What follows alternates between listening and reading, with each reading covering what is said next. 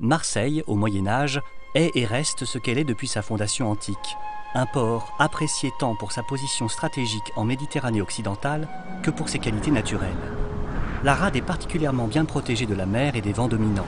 Les navires peuvent y attendre les conditions favorables qui leur permettent de remonter le Rhône et d'accéder à ses débouchés commerciaux. Cette implantation prédestine la ville aux échanges. À l'étroit dans sa ceinture de collines austères, son territoire plutôt ingrat n'est pas en mesure de lui fournir des matières premières. À peine peut-il lui procurer quelques fruits de qualité et la quantité de vin nécessaire à sa consommation. Il n'est pas très bon, mais on s'en contentera. Le blé, base de l'alimentation, est importé. De Provence et du Languedoc par le Rhône surtout, de Sicile parfois, et même de destinations plus inattendues comme les îles du Frioul, où les Marseillais réquisitionnent de temps en temps le blé destiné à d'autres ports. Mais la plupart du temps, il faut le payer. Les Marseillais importent donc des marchandises auxquelles ils apportent une plus-value ou des produits plus rares revendus avec de grands profits. Parmi ceux-ci se trouvent en bonne place les épices d'Orient.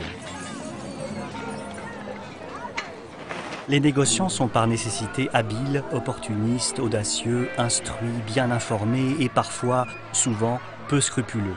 Leurs réseaux leur permettent de savoir ce qu'ils peuvent revendre ou ils peuvent acheter un produit rare ou recherché. Au temps des croisades, le commerce marseillais connaît un bel essor en traitant directement avec les ports des États croisés et en s'y implantant. De nombreux pèlerins s'embarquent pour la Terre Sainte depuis Marseille. Et ce n'est jamais gratuit, bien sûr.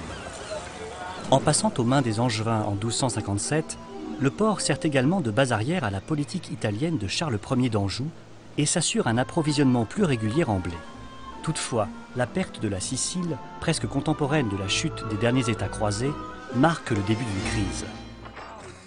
Ce revers de fortune est accentué par la peste noire. Les grands conflits du siècle et le dramatique sac de la ville en 1423.